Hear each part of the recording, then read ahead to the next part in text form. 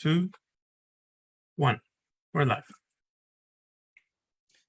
All right, good evening, everybody. Welcome to this webinar. My name is Michael. I'll be the moderator for tonight's webinar. The title is Business in Vietnam, Q4 Recovery and Beyond. And tonight we're going to discuss Agile Management and Strategic Planning for an Uncertain Business Environment, specifically within the context of Vietnam and Ho Chi Minh City in the last few quarters. Let's go ahead and get started. Take a look at today's timeline. We'll do a quick introduction. Then we'll hear from our first guest, Stefan Roesner from RSP International on strategic planning. Following Stefan's presentation, we'll go over to Chris Kruppa from SemD Solutions, who will talk about Agile Management. We'll jump to your questions after that for a bit, do a quick Q&A. And after that, we'll look at the winners from the raffle.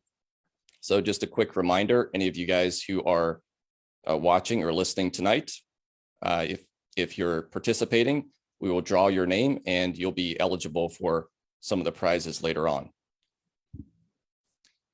And also this presentation is being recorded and broadcast live. About our panel tonight, our first speaker, Stefan Roesner. Stefan Roesner is a German-born, Scottish-educated professional with 17 years experience in project management, strategic planning, and business process management. Chris Kruppa.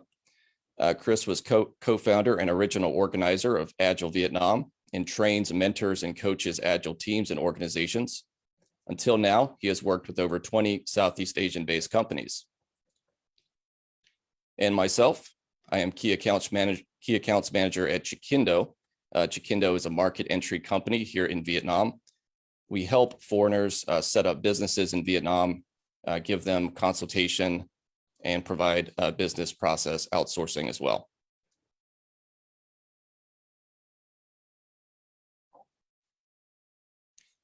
Just a few more points here about Chikindo. Some of our services, as I said, we offer business setup services, BPO, immigration services, product registration and import, compliance and secretarial services, and other services as well.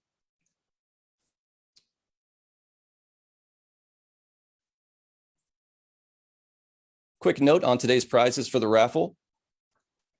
So 3 participants will receive 30% off of a workshop from SemD Solutions. 3 participants will receive a free business consultation at Chikindo. All of you will get a Vietnam FDI report, and 3 participants will receive a day pass for the Hive co-working space here in Vietnam, and specifically Ho Chi Minh City. Let's take a quick look at context here. Where are we now in Vietnam? Just a few points from the economic review of Q3 2021. We just emerged from quite a strict lockdown here the last quarter. Directive 16 lockdown where quite severe restrictions were in place, specifically in Ho Chi Minh City. It saw GDP fall by 6.17%. Hardest hit sectors were industry and constructions, which fell by about 5%, and service sectors, which fell around 10%. Other service activities, total retail sales of consumer goods and services fell by almost 30%. Passenger transport, about 70%. Freight transport, 30%. And telecommunications revenue only marginally affected at 0.2%.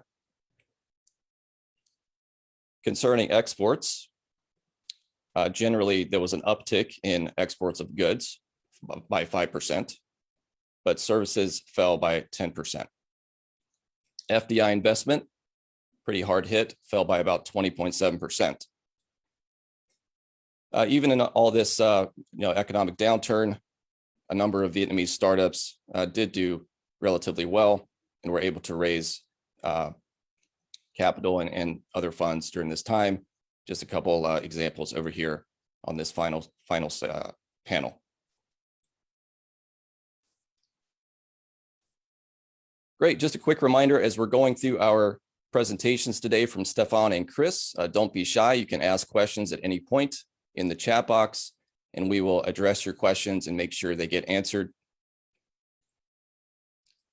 With that being said, we'll jump over to Stefan Roesner from RSP International, who's going to say a few words about strategic planning in an uncertain environment. So Stefan, I'll let you go ahead and take it away, okay? And actually, I completely forgot to introduce you guys. So Stefan, welcome to the webinar. Thank you, Michael. Glad to be here.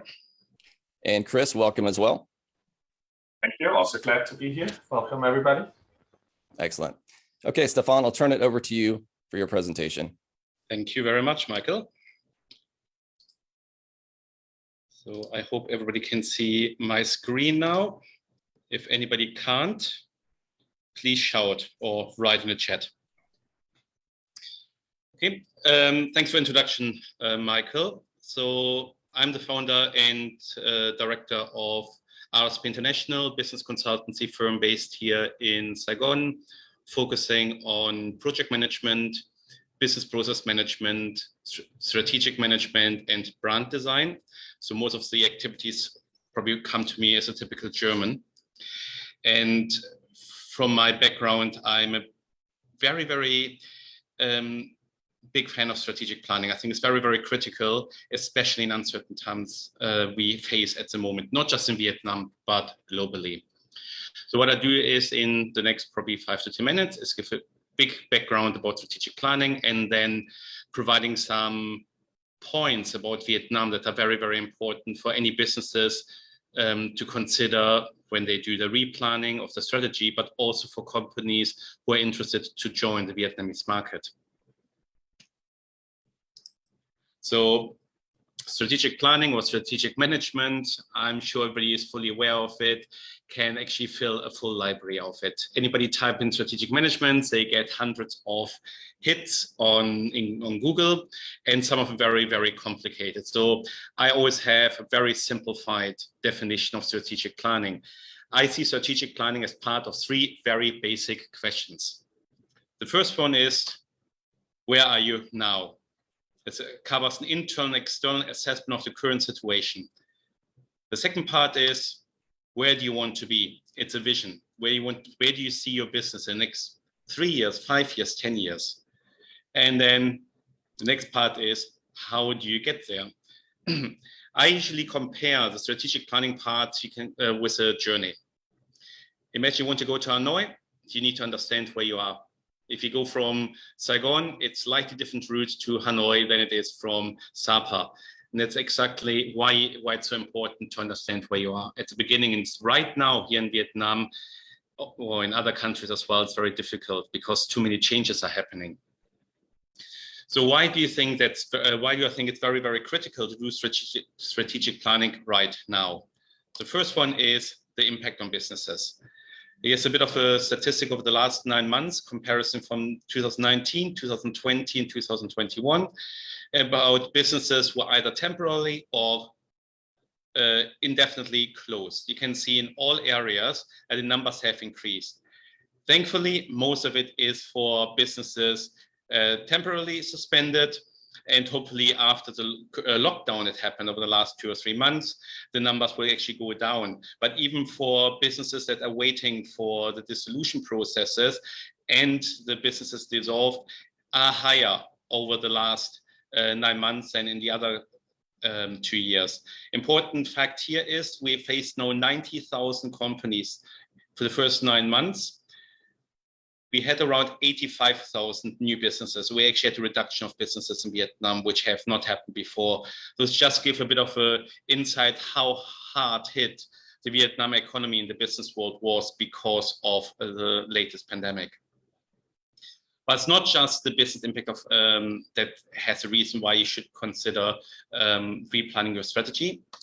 It's also trends in behavior that were driven over the last probably 15 months or 60 months that actually COVID hit. So e-commerce is of course a big hit now here in Vietnam. If you have a look at the Tiki, Lazada, Shopee, who are busy during the lockdown as well, while other shops are closed, it becomes more and more popular. You have payment systems as well. And interesting enough is because of the pandemic, even some small grocery stores actually offers customers that they can pay cashless, and some companies actually encourage it.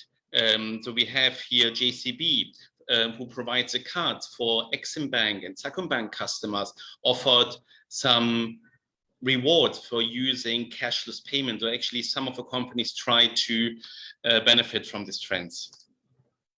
Like all over the world, especially in Vietnam over the last 3 months working from home. I will come back to that point a little bit more in a short while. And the last one is streaming and entertainment from home. And it's actually very important for Vietnam. 2 of the 3 unicorns that Vietnam has at the moment are actually gaming. We have Sky Movies and we have VNC. So we have wars with blockchain and gaming. And it's probably a reason for it, and it gets more and more popular, not just in Vietnam, but all over the world, because people were locked down in their home for such a long time. So these are items that businesses, especially in Vietnam, have to consider when they revisit their business structure and their strategic plan. I highlighted earlier the comparison to a journey for strategy, and that's why reason where are you now is probably the most important part right now. Where are you? Where's your business right now? If you base anything, any decision you make for your business right now on assumptions, you will have a very rude awakening. It's very, very critical that every single aspect of the business needs to be reviewed. You might think it's perfectly well, everything at the moment, but this assumption can be very, very bad for your business in the long term.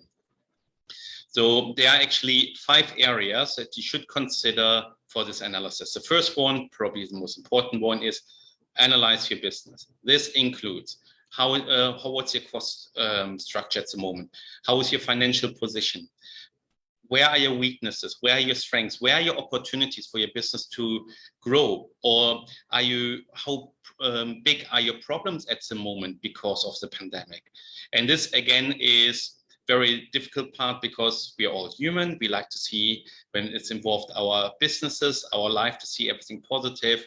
So sometimes actually quite helpful having a third party involved in here to give you a bit of a truth part as well in there. For the market, look everything around what's happening external market. This could be about the economic situation, or what unemployment, about the GDP growth. For customers, what are the latest trends? What do customer actually wants? For competitors, is what actually implication on your competitors? Are there actually new companies coming into the market? If you have a business and interested to come into Vietnam, you need to understand where is the situation here with your potential competitors, so you're prepared. And then, of course, we all know about suppliers and the current issues we have with some of the supply chains, especially with microchips. I give you some facts to consider specifically for Vietnam. For the market, the GDP development is actually currently forecasted to hit 3.3 to 3.5%. We started the year with a forecast of 6.5%. After Q2, it was 4.5%. Now we're down to 3%. It really depends if there's any further lockdown here, or it could be even worse than 2020 in terms of the GDP growth. The unemployment actually is nearly 1% higher than Q2, and actually 1% higher than it was last year. So the unemployment rate was actually hit due to the lockdown. If you look at your customers, we talk about some of the trends that you have to consider. Clearly, what are the trends for how people are shopping? But one important part is, what are actually the needs of customers in a new normal? In one of our other sessions, somebody mentioned Maslow's hierarchy. What do people here in Vietnam need right now, especially if they lost their main income? So this might actually impact Vietnam over the next few months or even year. So revisit your product. What's your market fit now anymore at the moment? Because this has changed over the last 15 or 60 months. Don't assume nothing has changed. The same with competitors. If you're already in Vietnam, what is your situation with your existing competitors? One advantage of Vietnam right now, even despite the pandemic, is the startup scene. We have actually 10 or 20 companies will receive 7-digit funding during the lockdown.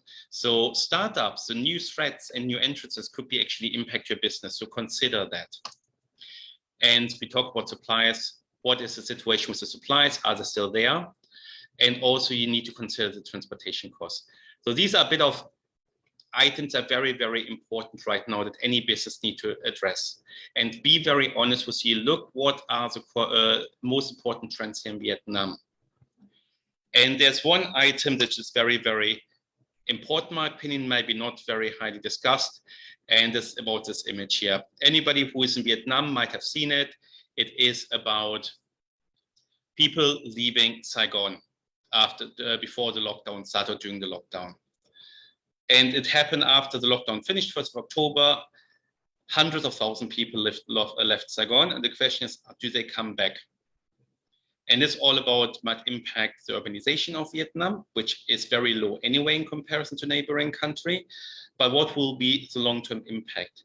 Some of the people didn't have any income and they have high living costs in Ho Chi Minh City or in Hanoi.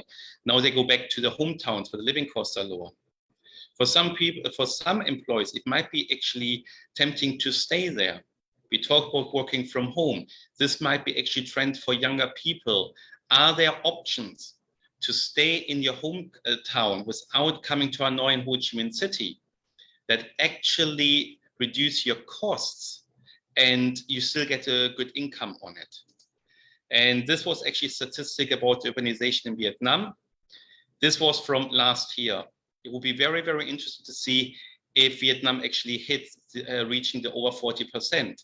It might be actually that the whole pandemic have a reverse impact on the larger cities, and small and medium towns might get a bigger increase because people want to stay in more reasonable price. So in your strategy, consider for your customers, are they actually now based in Hanoi and Ho Chi Minh City, and also where you get your biggest talents throughout in Vietnam? Maybe it's not just focusing on the main towns. And you can actually see that besides Ho Chi Minh City and Bien Nhung near Saigon, the salaries are actually quite high in main parts. So there might be opportunities for some business, for some employees to decide to stay away, but also for businesses to find talented people with a lower salary. Important part here is also the competition. This is very important for industrial parks. One of the provinces north of Da Nang actually is looking for 100,000 employees for factories. They will compete directly with staff that are qualified here in south of Vietnam as well. So this is all that when you enter Vietnam or have existing businesses and you're looking for your staff and your customers, very, very important to consider these facts. And all the information you gather about Vietnam, the changing here, consider this for your initiatives and your targets. Your customers might be actually outside of the 4 main markets of Can Tho, Da Nang, Ho Chi Minh City, and Hanoi. They might be in Central Highlands. They might be in the Mekong Delta, where you get the talents and where you get a wider range of customers. For some businesses, especially coming to Vietnam, this might be actually a competitive advantage just to focus some of the niche markets here, and you might have access to talent that you didn't have before. So it was just a bit overview about what's going on here in Vietnam at the moment, what you should consider for your analysis, and using this knowledge to identify where you are, identify where you want to be, and identify how you get there. Because if you don't use all the analysis and all the trends that are going on here, and it might come over the next year, it might be a challenge for a lot of businesses. Take advantage of this development, take advantage of the highly educated young population you have in Vietnam, but potentially look a little bit outside of the big cities as well, because a massive market for staff and for your business. That's it for me.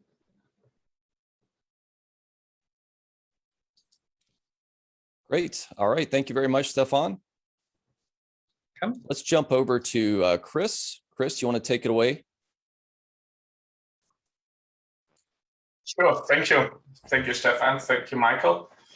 for the introduction. I already shared my screen, so I assume you can see that. And now that you, after Stefan remarks, after you have set up your journey on your plan, your strategy, sometimes still uncertain things might happen. And sometimes, as we heard from Stefan, we can't really be sure of everything. We need to get into our initiative a little bit of the uncertainty and the uncertain times we are all living in. And that's why that's why I will talk a little bit how an agile mindset or an agile management might be able to help you, to support you in that strategy, and might be able to help you to get through that certain time or uncertain time, better, to achieve maybe that strategy you were planning, or to find a new way on switching the strategy, because we never know, maybe there will be another wave. Before we can talk really about how Agile can help, let me quickly give a quick introduction what Agile actually is and how it is used in most organizations. So most of the times in the last 10 years since I'm working with Agile organization or help in Agile transformations, and actually just yesterday in a workshop that happened again, when I asked about what Agile is about, most people say, well, it's about being fast and being flexible, but it's all a little bit vague. Yesterday in the workshop, one person even said it's about hurrying up. And it was a very interesting insight, because very often this is this conception that Agile, and it's, if you look it up in the Oxford Dictionary, it means to be able to move fast and to move quickly and to adapt quickly. But this is the conception that people usually see. We need to be faster. Now, the interesting thing is a hamster in a hamster wheel is also very fast. But a hamster in a hamster wheel doesn't move forward. It can just run very fast. Now, we don't want to be hamsters in a hamster wheel. We want to be fast and moving forward. And for that one, we need to understand that if we want to be fast as an organization, we need to make better decisions. If we are making the wrong decisions and we are doing the wrong or going into the wrong direction, we lose time not by going slower, we lose time by correcting our wrong directions, right? And this is where Agile, because nobody of us can foresee actually the future, but this is where Agile comes in, right? So Agile promotes the idea that we are making maybe little tests for a shorter period of time towards a bigger goal, towards a bigger vision. So if you're looking on the right picture here on the slides, we see on the right top, we see the vision. We could also break that down more into strategic goals, what Stefan mentioned, right? So maybe this is the definition of your journey of how you want to go, right? Now, in the center of an Agile organization is usually the team. A team in an Agile team or in an Agile organization is usually cross-functional, self-organized, and competent. Self-organized does not mean they can do whatever they want. Cross-functional does not mean that everybody needs to do everything. There are some certain ways on how you can manage that. I'll come to this in a moment. The goal of every team in the center, which is cross-functional, self-organized, and competent, is to deliver value iteratively and incrementally. Iteratively, or an iteration is like a rhythm, like a circle, like a 1 week rhythm, a 2 week rhythm, a 3 week rhythm, right? So that's the way where you get feedback, maybe from your customer, from your market. There could be internal customers, from your competitors, if that's what you're doing, is going in the right direction. Incrementally means we are adding value to something which already exists, right? So you're building on something which already exists and we improve that value. That means incrementally. Now, the idea here is to blend that in a way that the customers will get value. That's the value-driven, let's say, list of priorities or requirements. You might call it action items. So instead of having, in a traditional way, some ideas you might want to do and then say, how long does it take us to get them done? We ask in an Agile world, well, we have an iteration of 2 weeks. How much of our top priorities can we achieve in that 2 weeks?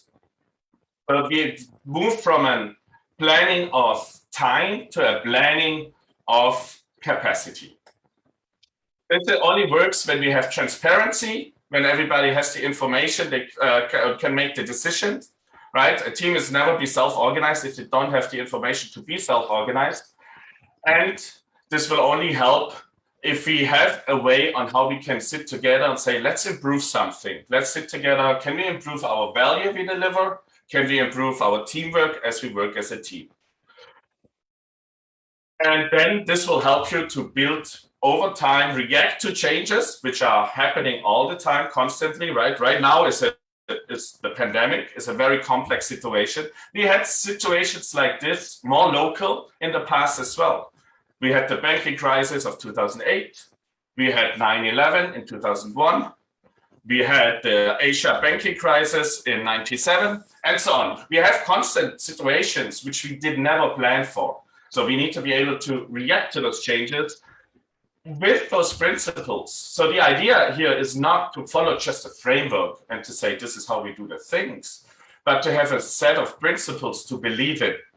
And then based on this, we can create practices. The practices are only the consequences of the principles we believe in. The practices are not the way how we are agile. As mentioned probably throughout this conversation or this presentation already, this will help us already because we have a feedback cycle from the market within maybe a couple of weeks.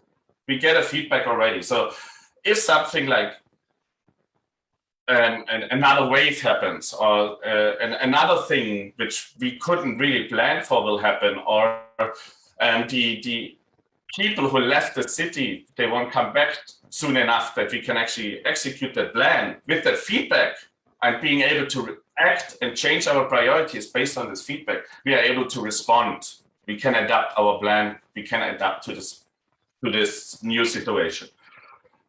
When it comes to agile, I mean, Dwight D. Eisenhower said something along these lines. Planning is everything, but a plan is nothing, right? So the plan is not there to have the plan, but to be ready. And then we need to be able to adjust to that plan.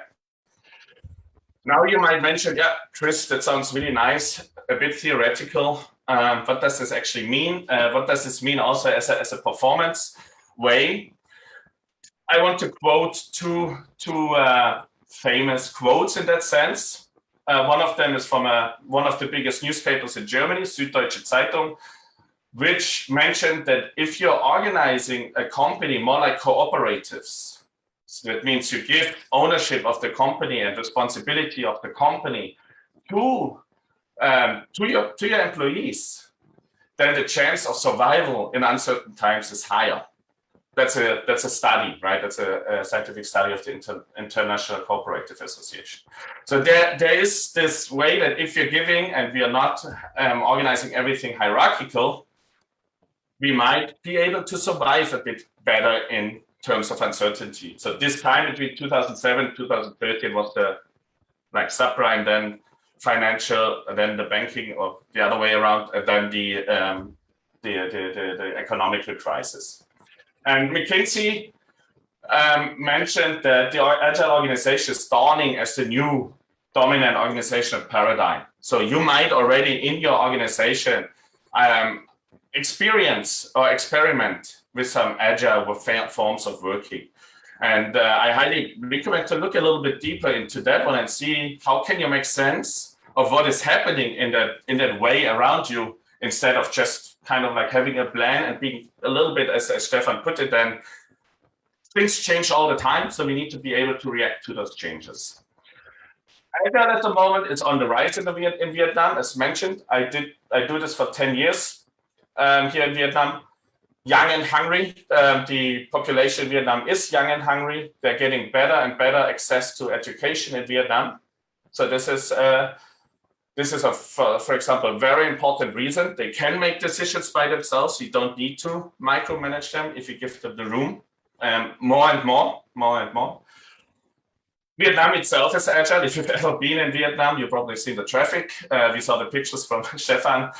There's a constant adaptation already in the traffic, but they are also very creative on finding new ways on making sense in the organization.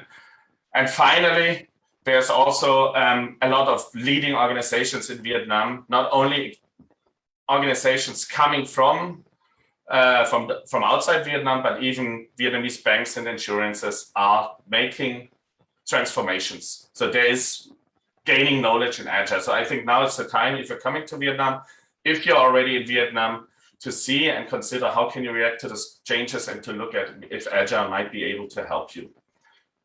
Thank you very much for listening. That were my remarks, and I give back to you, Michael. Thank you very much.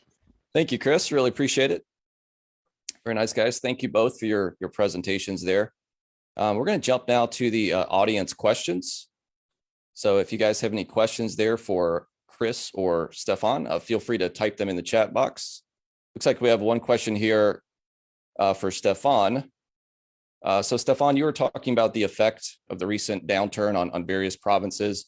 What would you say is the best province to have a manufacturing company in Vietnam? I think it slightly depends on what product it is. So the most popular areas are around here in Saigon or Bình Nhưỡng. For example, in the north, we have Haiphong, which is very popular. It all depends on your material. Do you need direct access to a harbor? That's the reason Haiphong is so popular. Have access to a big port, very modern industrial parks there. There will be for a few more projects coming in the next few years for Bai Rai, Vung Tau. There's a contract signed between an American company and a partnership with Vietnamese company to invest around $30 billion. And this will include, according to the plan, we know it's only a plan, a new port, but also a railway system up from this area to connect with Saigon and Bình Nhưỡng. It depends if it becomes reality. So you have, of course, here a lot of factories are down south here, but in the north as well. In the FDI paper that will be published and everybody will receive it, we actually highlight which provinces received the most FDI. And you can actually then see the top 10 provinces. And most of them are for manufacturing and for infrastructure projects like power plants and water processing. So consider how near you have to be near the resources. Staff-wise, well, if you're central to Hanoi and Ho Chi Minh City, the cost will be higher, obviously. But if you, for example, need access to international experts, being near one of the central places like Hanoi and Ho Chi Minh City might be an important factor as well to consider when you start a business here in Vietnam for manufacturing. Mm-hmm. Okay. And Chris, we got a question for you here. What would be your advice for a new small business starting up in Vietnam?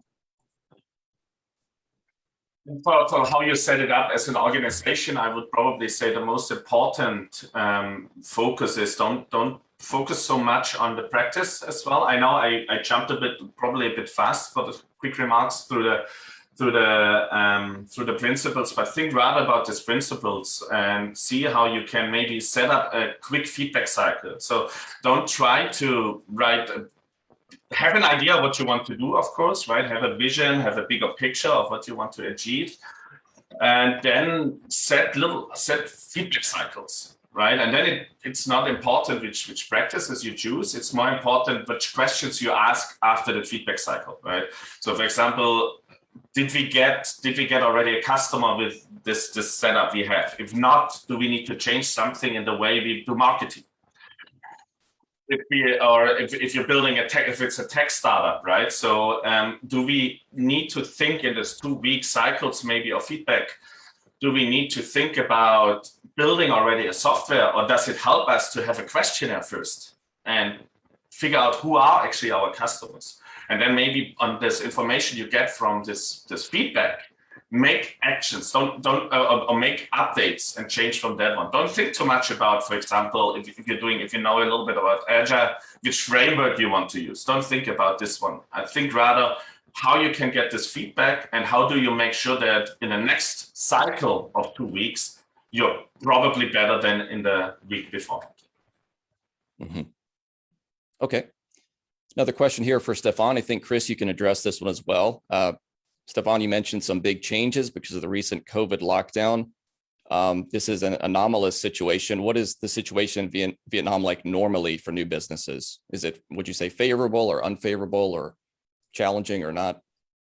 It depends what industry you are in. This, I think, the main part of it is challenging. You need to bring some patience. If you're a foreigner starting a business here in Vietnam, you need some patience. You need good advice. There are a lot of bureaucratic items you have to cover. Get good advice, get support, and very important, understand your industry. Vietnam is slightly different, especially from a comparison to a Western country. In terms of how you do business. It's a lot of based on relationships built, and laws can change very quickly, as we found out recently with visa for international experts, and this has changed again. So flexible is important. Understand the culture, understand your area. The reason I mentioned earlier, where is your business right now? Do proper market research. If you know what you want to do, assess everything. It's slightly different here. On the upside here in Vietnam, what you have here is such a young, sorry, I steal your word now, Chris, agile population here that are keen to learn. If you need well-educated, qualified staff, and you bring in your own knowledge and you want to help them to educate them even further, Vietnam is a fantastic place to be. I work with quite a lot of young people, be it most of my business now, and before when I worked for a software company here. And it's incredible how motivated the staff is. Treats them well, gives them opportunities. They will not disappoint you. So I can only have high praise for for workforce here. They work very hard, they're very friendly, they want to improve their life as well, they want to learn. And I think for any business, finding this kind of workforce makes your life a little bit easier as well, because especially as a new business, you want to grow, take some of these people with you on your journey. And if you treat them right, you pay them right, and you give them the opportunities, you have fantastic staff that will be with you along the journey. I think that's a big advantage here in Vietnam. And of course, I know COVID is a bit harsh on the economy. It's a fast-growing country with the middle class building up. So there is a lot of opportunities here for new businesses and existing businesses. Be flexible, be agile, and then you'll be very successful here in Vietnam. Mm-hmm. Great. Let's throw this next question over to Chris. Chris, when do you think the supply chain will be normalized? Any estimates there? That's I don't have an answer at the moment ready for this one. Maybe Stefan has some information to this one rather. Okay, Stefan. This about mistakes or? I know we're just talking about the supply chain there, Stefan. Any estimates there? No, it depends a bit when the borders opening up again. So at the moment, we're still in a lockdown situation here. I actually went to an electronics store, a big one, big chain here over the weekend. And surprisingly, you could not find a MacBook. They didn't have any MacBooks left in the store. You have the same problem with other products. So we have to wait a little bit for the supplies. There was a bit more difficult during the lockdown, obviously, but there is some global issues as well that Europe encountered as well. There are a lot of ships with China closing some of the harbors. So some of the important resources are stuck in China at the moment because not enough container. Very difficult to say when China can open all the ports again. This will be a big impact here for Vietnam. The hope is now for Vietnam is that the lockdown will not happen again. A small story here. Everybody know maybe Abercrombie and Fitch in the US. They reported 15% drop in the share prices. Reason was they didn't meet their sales targets. Their explanation was Vietnam had a lockdown. We didn't get all our stuff from Vietnam. So this is a bit where the risk is. So for Vietnam, it's important at the moment, keep the factories open and hope that the global supply chain issue that is covered for every single country have not such a big issue. But have another lockdown in the southern part or northern part could be quite difficult. So hopefully we don't encounter this again. Yeah, second that. 100%. Let's go over to Karsten Lay says, adding to the last question, do we get Christmas and Tet gifts on time? You guys think you can get your gift on time? Maybe, I don't know if you live in the same neighborhood, I guess. Or, yeah, good question there, Karsten. Let's go down to Daniel Loke's question. Daniel says, what do you think are the new consumer behaviors when the pandemic is over? We'll go to Stefan. You want to address that one? New consumer behaviors? I was hoping Chris is jumping in, but I think we see a little bit more online. I think people get used to it now for online shopping. I think this will be a more trend coming in. And I think the important is how fast will people move back to the cities? I mentioned before earlier, if we have this trend that we will actually decrease the urbanization again, it depends how fast businesses can actually deliver their products to it. Most of our big e-commerce shops actually taking Lazada actually focuses on the big area. One of the first companies who actually focused on service deliveries to the rural area and offer specific products to it was Shopee. So this is actually a bit of when do people call or come back. Other than that, it depends if people get a job back. Interesting enough is, I don't know anybody else in Vietnam saw it after lockdown. Some shops were overrun because people bought phones. It was incredible. Shops are open, and the first shops that were overrun were phone shops. Be it accessories or be it actually phones, because you were not able to go out for 2 or 3 months, they might need it. So in the consumer behavior, it depends on the money. I mentioned before Maslow's hierarchy. A lot of money, lost money. Lots of people in Vietnam, especially Saigon and Hanoi, lost money. No income for 2 or 3 months. So I predict in the beginning, people who need to put a little bit more in savings will probably reduce their spending until they know nothing else happens. We still have with food and beverage industry the problem they cannot have dine-in. So we still have people not getting a job back in. So this is a bit of how do we get actually back over the whole pandemic, and that the concern that is happening again is removed. And I think this probably plays into consumer behavior right now. Saying when the pandemic is over, well, it's difficult to predict. I think more will be online done. It, as I said, depends how better the service becomes. Because overall, and I think anybody who lives in Vietnam probably knows this, there is a trust issue in retail. If you go to a supermarket, you buy your grocery, you buy your salads in local stores. You don't do it online because you don't have enough trust that they bring you the fresh items.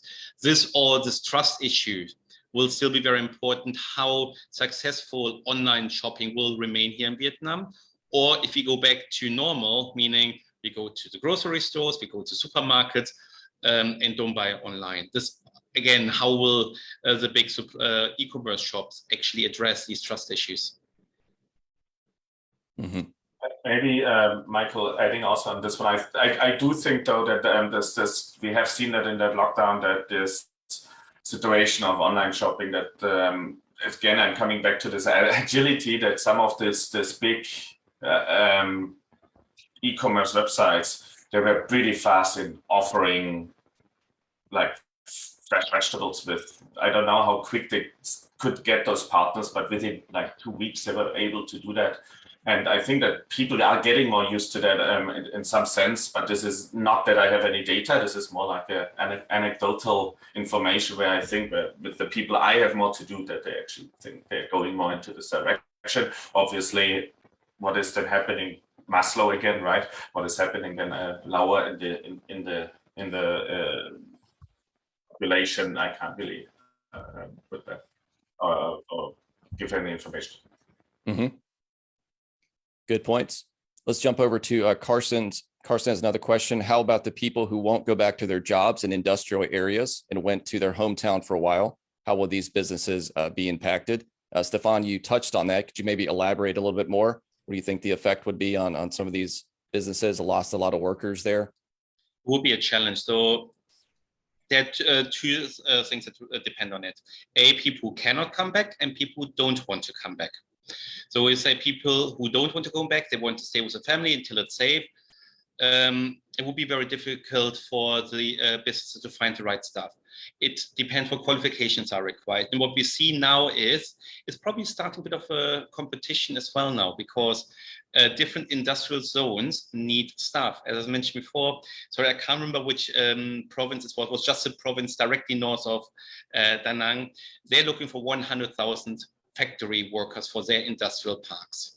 Then people here in the south, lost people who will go back to their hometown. It will be a challenge.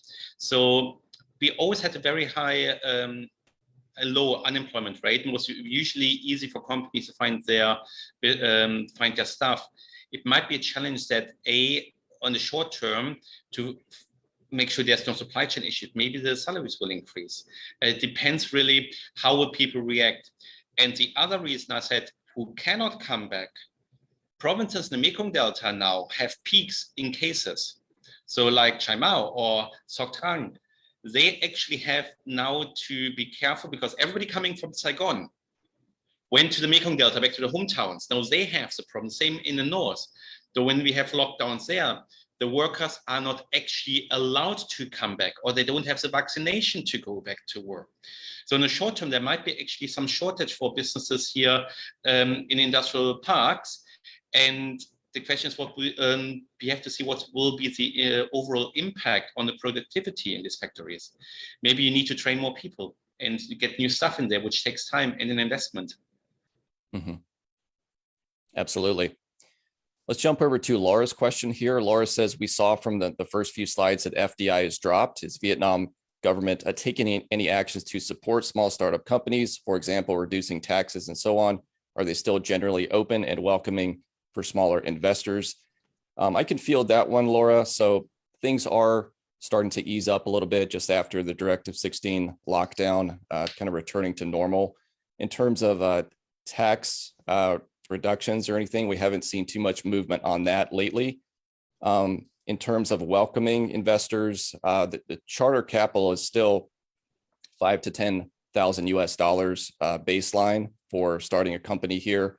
If you're looking for an investor visa, however, your company is going to need a minimum of $40,000. So those are kind of just some broad differences there. If you'd like some more information and you want to talk further about that, you can just drop me a line. I'll just put my email here, guys, if anybody wants to talk further about this. michael.claro@chiquindo.com.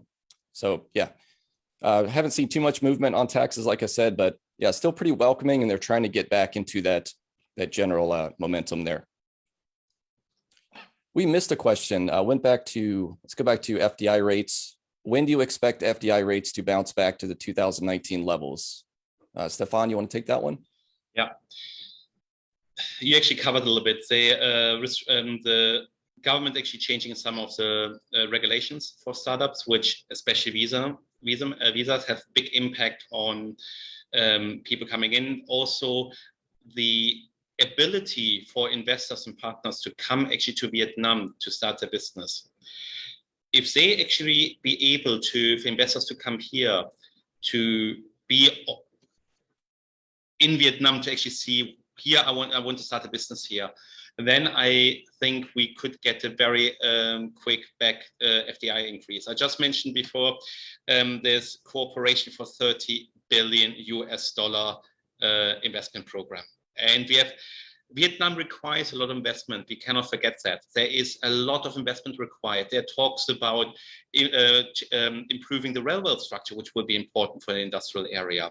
The bridges in Mekong Delta, highways, airports, more ports in industrial zones. A lot of investment is required, and Vietnam actively is looking for this. So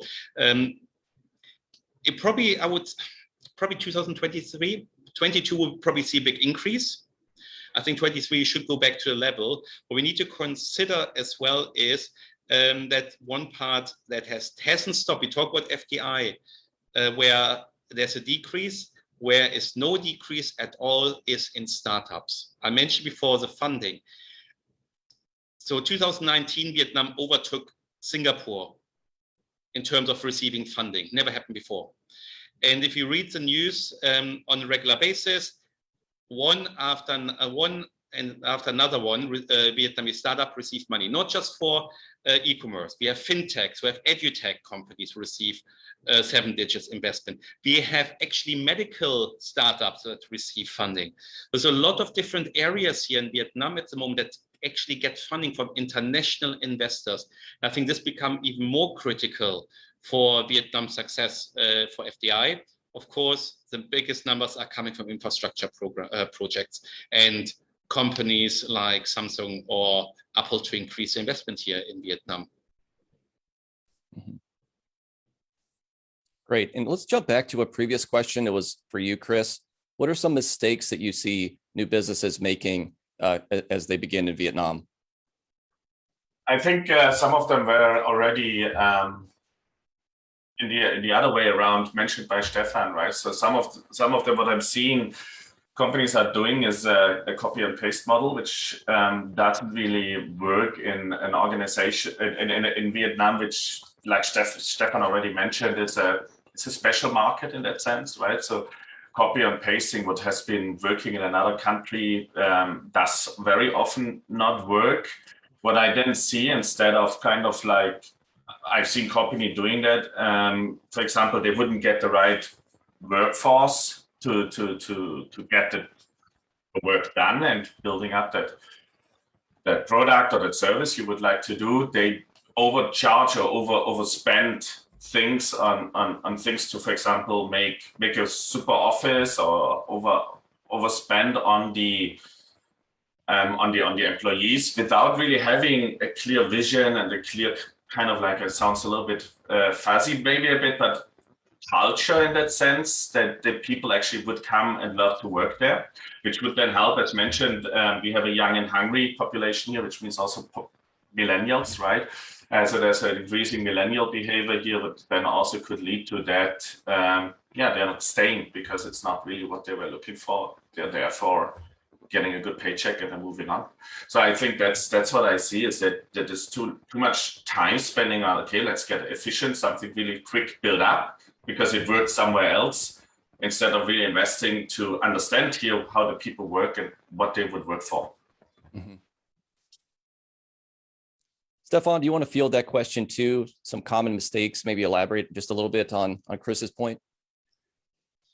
First one, don't assume. That I always say, don't make any assumptions. As Chris said, Vietnam has some, it's a bit unique, especially if you come from a Western country. So it took me a bit while to get used to it with Vietnamese culture in the business sense.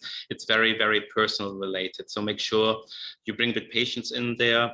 Somebody actually, when I started the business, said sometimes you will start with a conversation with a business. They will not come back for you for a year, and then suddenly they stay in front of you and they want to start immediately.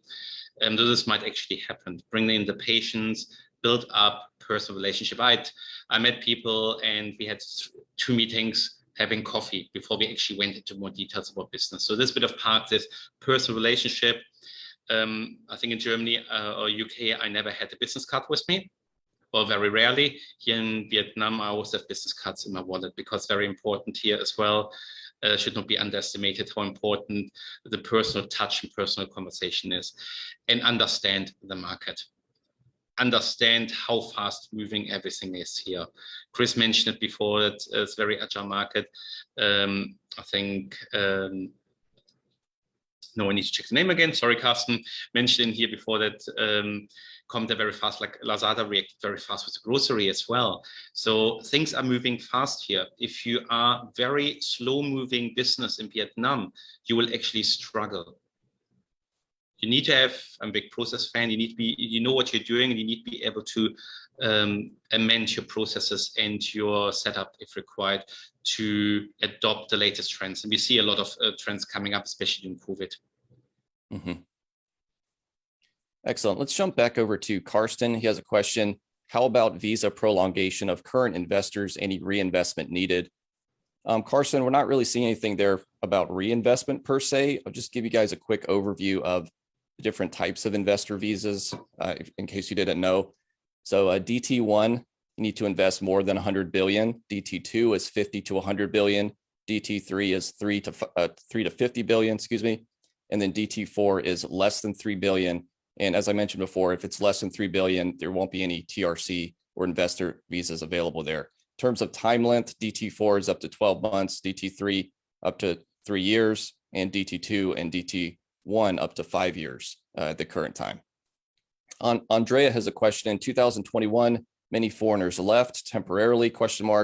Considering it's still complicated to enter Vietnam, what is the impact of this for businesses in your opinion? Either of you guys want to field that one? Yeah, so it's, in my opinion, what I see is that it's probably that in education or in like English teaching or education, or also in tourism, it probably will have an impact, right? For like international hotel chains or so on. For me, when we started like last year and went more into a lockdown, I just started a project with a worldwide operating company and traditional business, and it was very interesting how fast within a week they could do things online, right? So I think nowadays, right, if you're actually confronted with that to be online, those companies can also move and do things online, and then we do have access again to international expertise if we need to. Obviously, that's not for every business or for every industry, but that was an FMCG company, for example. So it's very interesting to see how quick that can move, and then we have access to that expertise as well. So there is certainly a dip, in my opinion, that it will have an impact on the business, but I think we will get used to that situation at some point in the next months. At some point, we just out of the lockdown, so we need to see what's coming.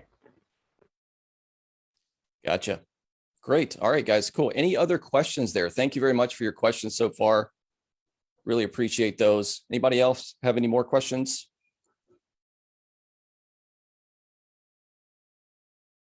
No? Okay. Stefan and Chris, thank you for answering those. Let's just jump to the final few slides here. We'll kind of wrap up. Just give me 1 second.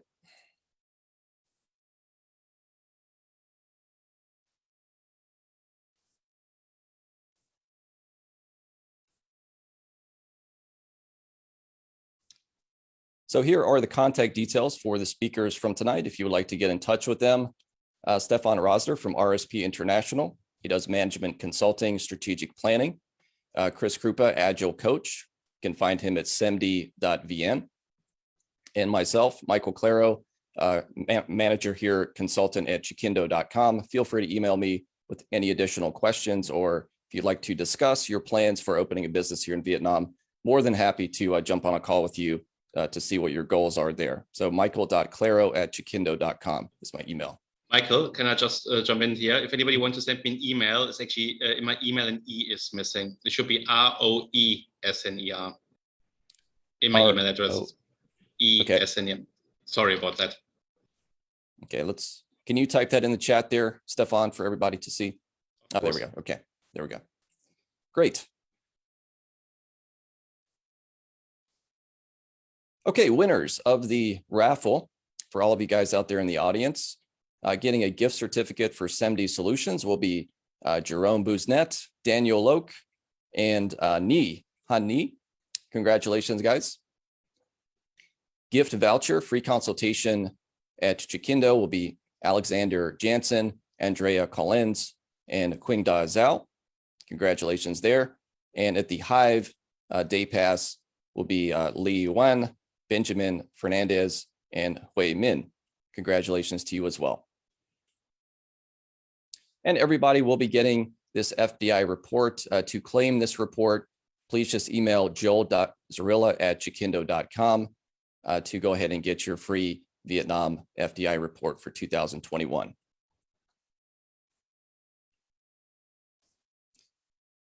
Just one additional note, Chikindo does have a podcast here. It's called Startup Vietnam. We interview foreigners who have started a business here in Vietnam in all different industries. If you're interested to listen to these stories and just kind of find out about some of their challenges and their goals and aspirations, and maybe a little bit of firsthand knowledge from some people who have started businesses here, feel free to go over to chikindo.vn/podcast. You can listen to all the episodes that we've recorded so far. And that's going to bring us to the end of this webinar. I'd like to thank everybody for listening and watching. Do appreciate it. Again, if you guys want additional information, you can go ahead and email one of our consultants here at jakindo.vn, or you can follow this link here. Joel, maybe you should throw the link in the chat box as well, just to make it a little bit easier for the audience. Very good. Excellent. Thank you, Joel. Well, thank you, everyone. We do appreciate it and hope to see you next time. And thank you to our guests, Stefan and Chris. Thank you. Thank you. Thank you, Michael.